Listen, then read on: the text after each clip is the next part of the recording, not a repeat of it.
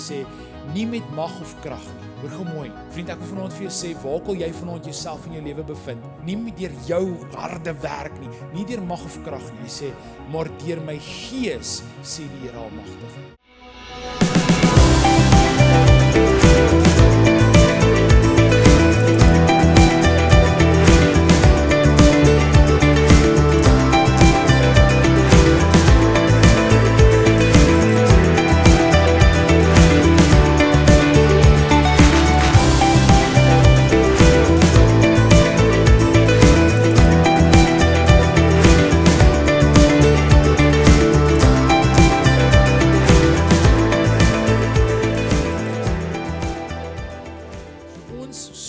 Ons kwartaaltema af en ons gaan hierdie kwartaal praat oor die tema ritmes van disippelskap. Nou, ek wil gou vir julle vra, wie van julle, as ek die volgende beskrywing gee, is dit jy? Okay, so hier is die beskrywing.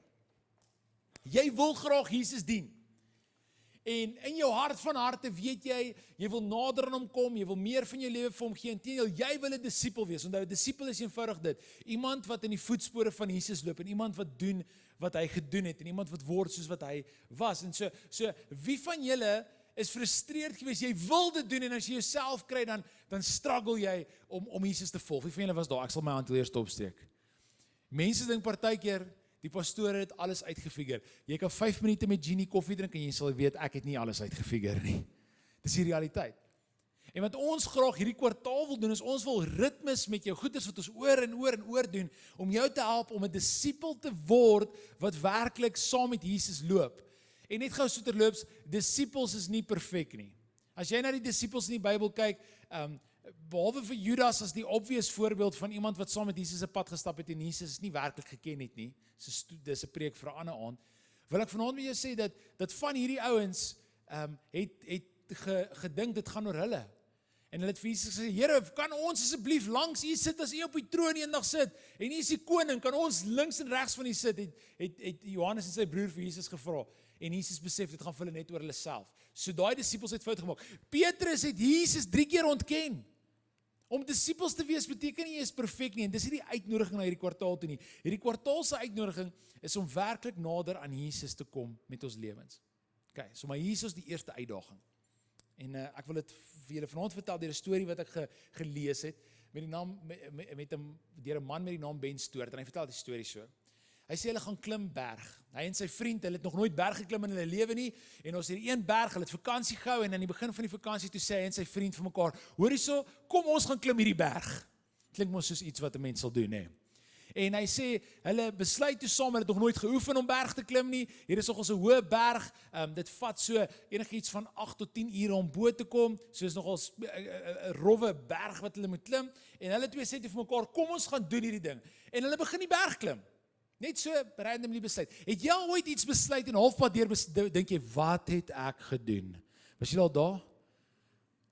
Ek onthou in 2014, doen ons een aand 'n cancer walk. En ek weet nie of jy weet wat die cancer walk is, maar jy loop 24 uur, nee, ekskuus, nie 24, 12 ure, van 6 tot 6 loop jy om 'n rugbyveld, en elke keer wat jy omgaan, sommer jy geld in vir mense wat kanker het, om hulle te help. Okay, en so, ons neem toe deel, en ek en my een vriend Roan Fourie, ons doen dit, en hoe later die aand aangaan, hoe slegter keuses maak ons, soos byvoorbeeld, toe dit 11 uur word, toe sê hulle, wie gaan vanaand hulle hare afsny vir mense wat kanker het? En ek en Roan gaan sny toe ons hare af, sonder my vrou se toestemming. En ons maak daai keuse, en 3 uur die oggend loop ons, en ons sê vir mekaar, Marius, Roan, gaan ons inskryf vir die loskop 21? Nou my lewe het ek nog nooit verder as 5 km gehardloop, en hier gaan ons inskryf vir 21 km, punt 1, want daai punt 1 maak saak, die wat hardloop weet. En dis 'n reis, en hulle sê dis die 2de of 3de moeilikste 21 in Suid-Afrika, maar ons het dit nie geweet nie, en ons het ja, kom ons doen dit, en ons gaan hardloop daai reis julle, en so 7 kilos in daai ding, en toe dink ek, Here, kom haal my net, ek wil nie meer nie. Okay? En soms maak ons hierdie keuses, en dis wat met hierdie twee ouens gebeur, en hulle sê, ons gaan hierdie berg klim, gaan wonderlik wees, en daar klim hulle die berg, hy en sy vriend met tekkies, nie high-tech boots nie, tekkies, en hulle het 'n paar goed saamgevat om te eet, en hier is hulle besig om die berg te klim, en terwyl hulle die berg klim, dit gaan baie goed. En hulle dink, hoekom sê almal, jy moet oefen om berg te klim? Dis mos maklik. Kyk hoe vinnig klim ons hierdie ding uit. Hulle vat mense verby, een na die ander ene. En soos wat hulle aangaan, kom hulle op 'n plek en dit begin vir hulle baie moeilik raak. En Ben Stoort vertel, hy sê, om een voet voor die ander voet te sit is moeilik. Hy sê, en hy wil net nie opgee nie, want sy vriend, wat sy naam toevallig ook Ben is, hulle twee, sê, hy wil nie sy vriend in die steek laat nie, en hy sê, jy weet die ding wat jy doen, jy gee nie op nie, want jy is bang oor wat die ander ou van jou gaan dink. Hulle is op daai plek, en is hulle besig om te klim, en hulle kom en hulle struggle, en hulle weet nie, 5 kilometer terug, of 5 minute terug was dit nie moeilik nie, nou is dit nie verskriklik baie moeilik, en hulle verstaan nie wat aangaan nie, en hulle albei gaan sit net in sak en as, en hulle sê, ons kan nie meer nie, ons weet nie meer om verder hierdie berg uit te klim nie, ons het ons heeltemal oor ys, ons weet nie meer nie, ons voete is seer, ons het nie handskoene gebring nie, ons hande is koud, ons is nat gesweet, ons klere is nat, ons weet nie meer wat se kant toe nie, en hulle sit daar en hulle sulk. En dan sê, ons gaan nie die bokant van die berg sien nie, en ons weet nie of ons genoeg krag het om van die berg af te klim nie, ons gaan seker nou maar hier dood gaan. Bietjie dramaties, maar dis hoe hulle was. Hulle sit op die berg, en hulle sê die volgende oomblik sê Ben, hy dink hy begin hallusineer, hy sê, hier sien hy 'n kop wat so op en af gaan, van iemand wat la la la la la la la. Haat julle sulke mense, jy voel vir jou lewe uit mekaar uit gaan en dan draf hulle verby jou. Lekker oggend om te draf, nee? Ken julle sulke mense? Ken sulke mense wat hier by ons in die kerk is, John Dre, een van ons interns, hy is so fiks, hy draf net lekker verby jou. Dis waar hierdie twee ouens hulle self bevind, en hier kom hierdie ou, hy sê, hoi, hoekom sit julle, hoekom klim julle nie, wat gaan aan? En hulle het nie regtig krag om te antwoord, en hy sê, wag, is julle daai twee studente wat almal van praat, wat nog nooit geoefen het, en julle is besig om die berg te klim? Is julle daai twee ouens? Hy sê, ja. Hy sê, julle is my so inspirasie, ek klim nog my hele lewe lank berg, mense sal nie so sê nie, maar ek klim my hele lewe lank nog berg. Jy weet, en ek het gehoor van julle twee, maar wat gaan aan, was julle bo, is julle op pad af, en hulle sê, nee, ons was nog nie bo nie. Hy sê, man, die bokant is net nie naby, soos moenie opgee nie, ons is amper daar, chill, ons gaan nou daar kom. En ons kan nie meer, ons weet nie meer nie. En ek kyk hulle so, hy sê, nee, ek weet wat's fout. Hy sê, die atmosfeer het verander, en julle het nie dit besef nie, julle haal dieselfde asem as wat julle rukkie terug het, maar oor die atmosfeer wat verander het, sukkel julle om asem te haal. Hy sê, want hoe verder jy opgaan, hoe meer moet jy stadiger asemhaal. En hoe meer moet jy verander hoe jy jouself handhaaf, want deur hier te wees, het jy nodig om anders te asem te haal as van tevore, want jy's in 'n ander atmosfeer. En hy sê toe vir hulle, okay, julle hier so ons gaan nou asemhaling oefeninge doen. Okay, in en uit. Dit klink soos asof hulle swangerskapklasse doen, jy weet. In en uit, en hulle leer om asem te haal. En hy sien toe hulle hande kry verskrik. Hy sê, moenie worry nie, ek het ekstra goed. Half hulle handskoentjies uit, trek hulle warm aan. En hierdie twee ouens, en hulle sê, daar klim hulle, en het klim tot op die mooiste plek wat hulle ooit was. Kyk so oor hierdie gedeelte uit waar hulle was, en hulle beleef hierdie ongelooflike ding. En die op die bergtop oomblikke. Want hulle het geleer om anders asem te haal, om te kom waar hulle wil uitkom.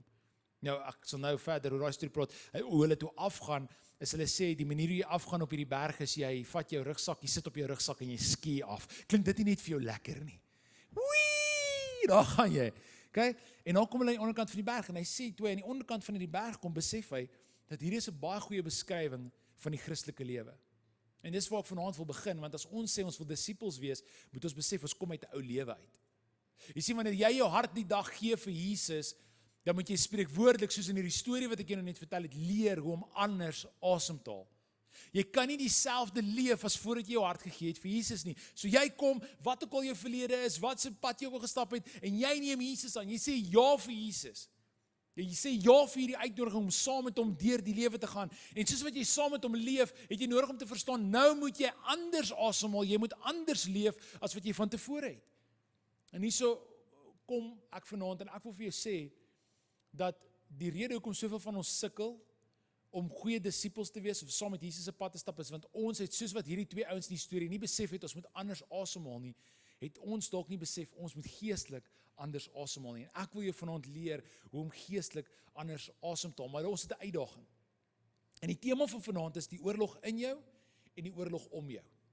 Want ons twee oorloë wat jy veg. Kom ons praat oor die oorlog om jou. Die oorlog om jou is die feit dat die vyand, soos Johannes 10 vers 10 ons leer, kom te steel, te slag en te verwoes. Jy het 'n vyand, en ek hoop jy besef dit. En dis nie net 'n storie van 'n ouetjie met 'n rooi virkie in die Bybel wat, nee, die vyand is legit en hy's real en sy hoofdoel is om jou lewe te verwoes. En soos wat die weke aangaan, sal ons bietjie praat oor dit, maar sy nommer 1 doel is om jou lewe te verwoes. En so dis die oorlog om jou. En dis hierdie oorlog om jou wat maak dat jy vir Jesus ja sê, Here, ek kan nie hierdie geveg teen vrees, hierdie geveg teen angs, hierdie geveg teen die toekoms, Here, en die vyand en al die boosheid wat hy bring, ek kan nie dit alleen veg nie, en Jesus kom en hy help ons met dit. Maar ons het nie net 'n geveg buite ons nie, ons het ook 'n geveg binne in ons. En die geveg binne in ons is die geveg waar ek vanaand met jou wil praat, want hierdie is die een ding, in my beradingssessies, wanneer ek met mense sit en werk, in my eie lewe het ek al gesien, dis die geveg binne my, wat my dikwels skeer, om 'n disipel van Jesus te wees, om werklik so met Jesus se pad te stap. En ek wil vanaand vir jou wys, dis nie 'n unieke geveg nie, elkeen van ons heel moontlik sit vanaand met hierdie geveg, en hierdie geveg is eintlik, as jy hom wil woorde daarvoor gee, die geveg binne jou is vlees teen gees. Vlees teen gees. En so, ek wil jou vat na Romeine toe, en Paulus beskryf in Romeine 7 presies hoe ons dikwels voel. Hy kom hier so, hy sê, ek verstaan my eie doen en laat te glad nie. Wat ek graag wil doen, laat ek na, maar wat ek verafskie, juis dit doen ek. Dan sê hy in vers 19, ek versuim die goeie wat ek so graag wil doen, maar die slegte wat ek nie wil doen nie, dit doen ek. En dan sê hy in 7 vers 24, arme ek, wie sal my uit hierdie doodstoestand kan red? Wie van julle was al hier gewees, dit wat ek nie wil doen nie, dit doen ek, en dit wat ek wil doen, dit doen ek nie. Wie van julle was al daar gewees? Kan ek net gou by 'n wys van hande sien? Okay, as jy nie jou hand opsteek nie, ons wil graag jou antwoord hê. Kom sê vir ons hier voor hoe jy dit doen. Want daar sê die oomblikke, ek wil gesond eet, maar daai pizza lyk lekker. Ek wil vroeër opstaan om Bybel te lees, maar ek het daai snoes, ek like om te slaap. Wie van julle hou ook van slaap? Kan ek net sien, as enige van julle? Okay, great. Ek wil kerk toe kom, maar is koud. Ek is moeg. Die week was lank. Sien jy hoe jy weet jy wil hierdie goed doen, maar jy doen dit nie. En dan die goed wat jy weet jy nie moet doen nie, dit doen jy, en daai sondige natuur, hy trek jou terug soontoe. En dis 'n unieke situasie, net want dikwels wat die vyand ons oortuig is, jy sien hoe sleg is jy, daai ander mense by die kerk, hulle sukkel nie met daai goed nie. Ek wil vanaand vir jou sê, ons almal sukkel met een of ander area in ons lewe wat ons dit nie wil doen en ons doen dit. Wat ons dit wil doen en ons doen dit nie. Dit is wat ons in die woord sien. Paulus, hierdie ou wat 2/3 van die Nuwe Testament geskryf het, hy het met dit gesukkel, so weet daarmee, as jy vanaand daarmee struggle, welcome to the club. En wat hy sê so is, hy kom hier so, hy sê, daar's goed in ons lewens, ons sukkel met dit, en dan hou ons dikwels, dit hou ons om werklik disippels van Jesus te wees. En so ek het 'n paar voorbeelde vir jou genoem, waar jy hierdie in jou geestelike lewe sal sien, ek het nou van die voorbeelde genoem, maar ek wil vroeër opstaan om tyd saam met God te spandeer, maar ek slaap tot op minuut 0, so dan is ek in die oggende gejaag. Ek wil moeite doen met my verhoudings, met my huwelik as jy getroud is, met my verhouding met my kinders, maar ek doen nie moeite nie, ek gaan net dag deur dag. Ek wil meer geduld hê met my kinders, vir al die ouers hierso, maar as ek my kry, dan skree ek op hulle. Ek wil ophou na drank of pornografie toe draai, of sigarette toe draai, of vapes toe draai, as ek gestres is, maar ek kan dit nie help nie, dis my eerste reaksie. En so kan ons aangaan, en jy kan vanaand hierdie inkleer, soos jy wil, maar hier's die realiteit, die atmosfeer het verander, en ons moet leer hoe om anders asem te haal, en nie te draai na dit wat ons van tevore na toe gedraai het. Nou hierdie hele kwartaal gaan ons jou help, om hierdie ritmes in jou lewe in te werk, maar ek wil jou vra, moenie hierdie week mis nie, want hierdie een week volg op die volgende week, volg op die volgende week, dis ritmes beteken een ding na die ander ding, na die ander ding, hierdie konstante ritmes bring verandering. Maar Paulus gaan verder en hy verduidelik vir ons dat ons het nodig om te verstaan dat ons moet verander. Maar dikwels die manier hoe ons wil verander is ons gedagtes is die probleem en kom ons nie verander nie. En ons 3 maniere wat jy hierdie kan doen. Die eerste manier wat ons probeer verander is ons probeer verander deur te dink God het my gered en nou is die res my werk. So ek het my hart vir Jesus gegee. Ek het nou na hom toe gekom, ek het uitgekom na 'n uitnodiging toe op 'n kamp of hier op 'n Sondagdiens, het ek gekom en ek het gesê, ek gee my hart vir die Here, of by nou vir altyd, of by young adults, waar ook al, en jou hart vir Jesus gegee, en nou het Jesus die groot werk gedoen om jou te red, maar nou is dit jou werk om jouself te onderhou, en nou moet ek beter wees, en ek moet harder probeer, en ek moet, as jy dit probeer, how's that going for you? Dis moeilik, want jy probeer dit uit jou eie krag uit doen, maar die tweede ding, wat ons probeer, is ons probeer verander deur die volgende te dink, ek begin, maar nou is dit God se werk. So met ander woorde, ek het na Jesus toe gegaan en ek het my hart vir hom gegee, maar nou moet hy my verander. Ek gaan net terugsit en kyk hoe hy my verander. Kan ek vir jou sê, dit gaan ook nie werk nie. So dis nie God en dan ek, of ek en dan God nie, een van daai twee werk nie. Die regte verandering, as jy werklik wil verander, het jy nodig om te besef, dat dit is God, heel pad en nie jy nie. En in konstante afhanklikheid van God te leef. En dis wat dit beteken om 'n disipel te wees. 'n Disipel beteken ek staan elke dag op en ek gaan slaap elke aand met hierdie wete in my hart en in my gedagtes, ek kan nie, maar hy kan. Ek kan nie, maar hy kan. En as jy jou lewe so begin leef, dan leer jy om anders asem te haal.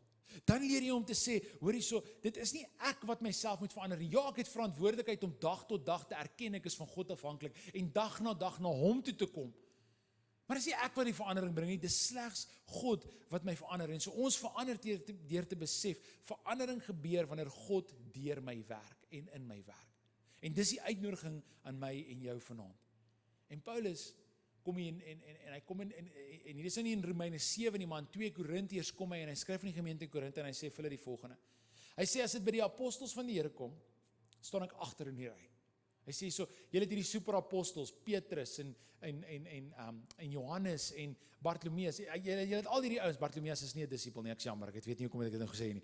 Maar julle het al hierdie disipels en hierdie ouens stap saam met die en Thomas en hy sê van al daai ouens, ek staan heel agter in die ry. Eintlik behoort ek nie eers in daardie ry te staan nie. Hy sê ek is nie hierdie ongelooflike ou nie. Hy sê want kyk net hoe ek die mense van God vroeër vervolg en probeer seermaak het. Want vroeër het hy gedink hy dien God, maar uiteindelik dit in sy eie hande geneem en Christene doodgemaak. Hy sê maar God was wonderlik goed vir my, wat ek natuurlik geen sins verdien het nie. Kan ons dit vanaand vir mekaar sê, niemand wat vanaand hier sit, die feit dat God jou vergewe het is jou skuld, of is jy omdat jy so oulik is nie. Ons verdien dit nie, dit is slegs genade. Hy sê, hy het my gemaak wat ek nou is. As jy kan, onderstreep daai in jou Bybel. Hy het my gemaak wat ek nou is. Die feit dat ek verander het, was slegs deur hom. Die feit dat ek verander het, was deur hom na hom toe te kom en te sê, Here, ek is totaal en al afhanklik van U. Ek kan nie, maar U kan. En Paulus sê dit, hy sê, hierdie goedheid van God, was nie alles vir niks nie. Ek het harder en meer vir die Here gewerk as enige ander een. Met ander woorde, ek het nie net teruggesit en toegelaat dat enigiets gebeur nie, maar ek het toegelaat dat God in my en deur my werk. Hy sê, dit is nie ek wat so goed was nie, maar die Here wat so goed was vir my.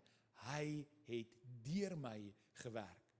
Jy sien, in die uitnodiging vir ons hierdie kwartaal is om te kom en te sê, Here, hier is ek as 'n volgeling, 'n disipel. Ek wil saam met U stap. Ek wil leer om anders asem te haal. Ek wil soos hierdie storie, ek wil die bergtop oomblikke van my geloof beleef. Ek wil sien hoe Klerksdorp verander, ek wil sien hoe ons aandienste verander. Here, ek wil sien hoe my vriende verander en my kollegas verander. Ek wil sien hoe my kinders se lewens verander. Ek wil anders asemhaal. Ek wil daai bergtop oomblikke bereik. Maar ek weet, Here, ek kan dit nie deur my eie krag doen nie. Ek kan dit slegs doen as U in my en deur my werk. So Here, ek weet dit begin by U en U is die een wat in my werk. En daarom kom ons met daai hart vanaand. Die eerste ritme van 'n disipel is om te verklaar, Here, hier is ek. En ek wil jou terugvat na Romeine 7 toe. So Romeine 7 is die gedeelte wat ons net gelees het, waar Paulus gesê het, dit wat ek nie wil doen nie, dit doen ek, en dit wat ek wil doen, dit doen ek nie. En verder af in vers 25 sê in Romeine 7, die antwoord hierop is Jesus Christus ons Here, en daarvoor dank ek God. Die saak staan dus so. Met my gees wil ek die wet van God gehoorsaam, maar as gevolg van my sondige natuur gehoorsaam ek die wet van sonde. Hy sê so, hy sê, met God se gees kan ek oorwinning beleef. Maar wanneer ek in my vlees leef, dan gaan ek in die sonde ingaan. En jy moet vanaand kies, gaan jy met die gees leef, in 'n afhanklikheid van die gees leef, of gaan jy met jouself leef? En ek is mal oor wat Sagaria 4 vers 6 sê. Sagaria is 'n Ou Testamentiese profeet wat die volgende geskryf het. Hy sê, nie met mag of krag nie. Hoor gou mooi. Vriend, ek wil vanaand vir jou sê, waar wil jy vanaand jouself in jou lewe bevind? Nie deur jou harde werk nie, nie deur mag of krag nie. Hy sê, maar deur my gees, sê die Here Almagtige. As ons werklik disippels van Jesus wil wees, en ons wil in Jesus se voetspore stap, en ons wil toelaat dat Jesus ons lewens verander, dan doen ons dit slegs deur God se gees.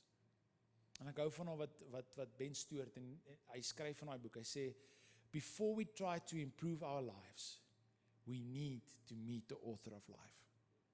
Before we attempt to implement guidance, we need to meet the guide. And it is actually even bigger than that. Before we attempt to fight, we need to know the one who first fought for us. Jy sien, ek wil vanaand vir jou sê dat daar's 'n uitnodiging vanaand om God te leer ken, en dit is die hele doel van disippelskap. Die disippelskap, die ritmes van disippelskap is nie om jou in die hemel te kry nie. Wat jou in die hemel kry is Jesus en die feit dat hy vir jou gesterf het en opgestaan het uit die graf uit en dood oorwin het. Maar die doel van disippelskap is om op 'n plek te kom en sê, Here, ek wil U werklik leer ken. En deur God werklik te leer ken, en elke dag in hierdie afhanklikheid te leef, deur te sê, dis nie ek nie, Here, dit is U. Dis nie ek nie, Here, dit is U. Ek kan nie sonder U nie, Here. Ek wil nie sonder U nie. Elke dag daai ritme, dit is hoe jy leer om anders asem te haal, sodat jy kan in hierdie atmosfeer werklik God leer ken. En dis die uitnodiging vanaand aan my en aan jou, is leer die skepper van die lewe. Leer die gids van die lewe. Leer elke aspek van hom. Dis vanaand die uitnodiging van God aan my en jou. En selfs terwyl jy vanaand stap, en ons leer dalk partykeer, en dalk het jy al hierdie keuse gemaak in jou lewe. En jy het gesê, Here, ek wil U dien, en jy het geleer anders asemhaal, en jy het naby hom geleef, en dit was ongelooflik, en ewe skielik bevind jy jouself, waar jy weer terugval na die ou goed toe. En jy halfweer spreekwoordelik asem soos van tevore, wil ek vanaand vir jou hoop gee uit Korintiërs uit. 2 Korintiërs 12 vers 9 sê die volgende: Hy het egter vir my gesê, my genade is genoeg vir jou, want my krag kom juis in swakheid tot volle verwensliking. Daarom sal ek baie liewer oor my swakhede spog, sodat die krag van Christus voortdurend deur my kan werk. Of die boodskapvertaling sê dit so. Toe sê die Here uiteindelik vir my, my goedheid is vir jou genoeg. Dit is al wat jy nodig het. Hoor gou mooi. My goedheid, my genade is vir jou genoeg. Dit is al wat jy nodig het. My groot krag word sigbaar in jou lewe wanneer jy swak en hulpeloos is. Ek wil vanaand vir jou sê, die eerste ritme van 'n disipel is om te kom en te sê, Here, hierdie oorlog binne my en die oorlog om my, weet ek dat dit kan slegs oorwin word deur U. Ek leef in afhanklikheid teenoor U. Here, ek kan nie en ek wil nie hierdie op my eie doen nie. En vanaand kom ons en ons verklaar dit en ons sê, Here, hier is ek. En dis hoekom ons nou gaan nagmaal gebruik. Jy sien, die rede hoekom ons nagmaal gebruik is want ons kom en ons sê, Here, ek kon nie my eie sondes vergewe nie. Dit is wat die nagmaalkelkie verteenwoordig, die bloed wat ons skoon was.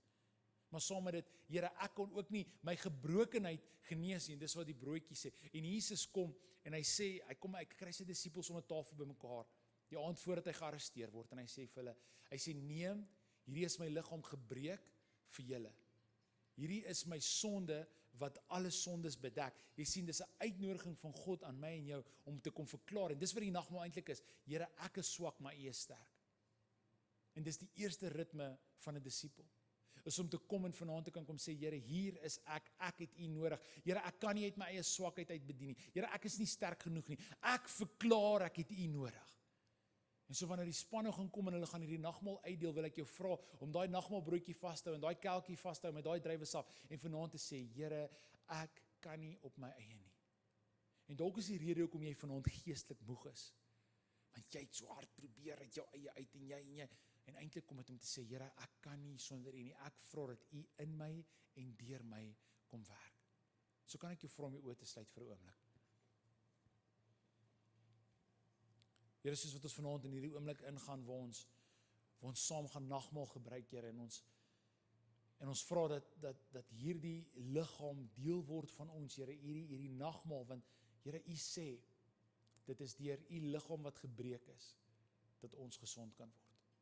Here, U ken die gebrokenheid vanaand hier, en U ken die storie van elkeen wat vanaand hier sit, hoe hulle verlede lyk. Here, die foute wat hulle selfs dalk vandag vroeër gemaak het, op pad kerk toe gemaak het, Here, goed wat hulle gesê het, wat hulle nie moes gesê het nie, onvergifnis wat dalk nou vanaand in die hart is, gebrokenheid wat in mense is, Here, en hulle weet nie om uit dit uit te kom nie, dat hulle vanaand sal besef, die eerste ritme van 'n disipel is afhanklikheid. Die eerste ritme is vanaand om te verklaar, Here, ek kan nie, maar U kan. Juis in my swakheid, Here, word U sterk. Maar Here, meer is net om ons gesond te maak, vergewe U ons ook. So wanneer ons vanaand daai nagmaalkelkie gebruik, Here, en ons drink dit, dat dit ons sal skoon was, dat ons nuwe mense sal word. bid dit in Jesus se naam.